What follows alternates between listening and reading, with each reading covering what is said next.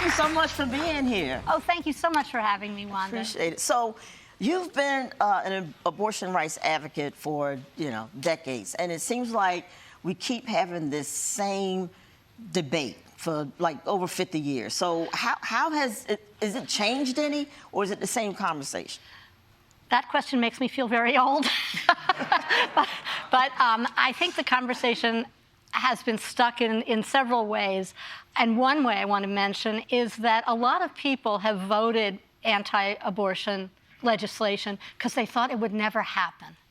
So they would vote in state legislatures for these wild things, thinking, well, Roe is there, it's not going to be so crazy. But now it is. So they're thinking, oh my God, what have I done? At least some of them are. But I think the other thing is that Dobbs, which overthrew Roe, has woken up pro-choicers in the most and women who maybe didn't know they were pro-choice in the most amazing way.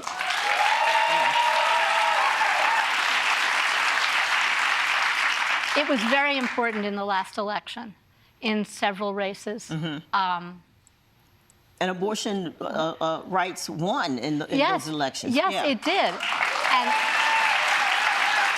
And what's especially interesting is that there were 6 states in which there was anti-abortion stuff on the ballot. It went down in every case, including in Kansas, in very, very red Kansas and very, very red Kentucky. So that tells you something. It tells you people aren't really down with the idea of banning all abortion and making women suffer. Okay. But it's interesting what you said at first is like they didn't really want it to happen at first. It was just kind of like performative. It was just like, hey, let's put this out there and it'll draw the other people in to vote for us so we can pass more things that's like about like taxes and stuff. Exactly. Right? Exactly. It is. It's like a signal that I'm a good Christian, but in real life, it served other purposes as well. Of just being very, very reactionary on a whole range of issues. Okay, and now in the terminology that they use, it's like scare tactics, like like partial birth abortion and abortion doctors. Like no one goes to college and go, what you gonna be? I'm gonna be a cardiologist. What you doing? Ooh, I don't know. I think I'm gonna work with feet. What about you? Abortions. That's all I'm doing. Just abortions. I mean, it's. There's no such thing as like an abortion doctor. They right? used to call them abortionists. Okay. So that's like really not a real doctor. You don't want to go to an abortionist. Right. Abortion doctor is a demeaning term. OBGYN is a good term. Providing care for women is a good way to put it. Right. And it's all intended to make it seem as though abortion is not part of health care. And the very important thing that everybody has to think about is abortion is part of health care. Absolutely.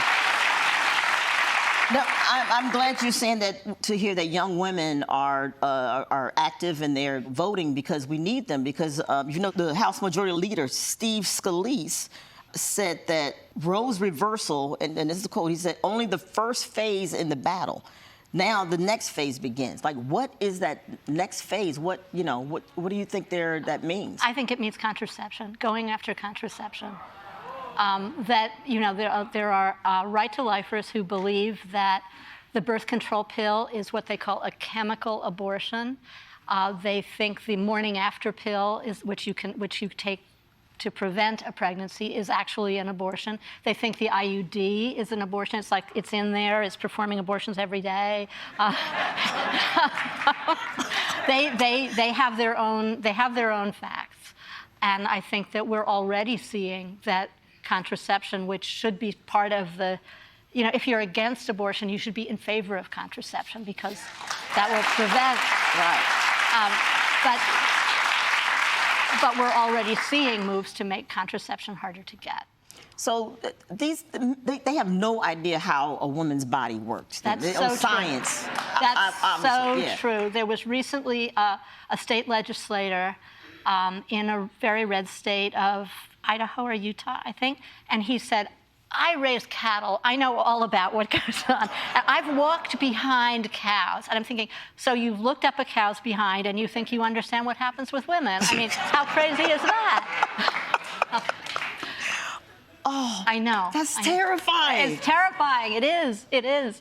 So, it's such a polarizing issue. How do we change minds? How do we, sway them? Or is it education, or is it like a personal experience? What is it? Well, I think it's all those things. I think personal experience. If people know someone who's had an abortion, they start to think differently. And there's actually a sociological study that shows this by a sociologist named Sarah Cowan, who found out that even very, very anti-abortion people, if it's someone in their family, if it's a friend, they'll be kind.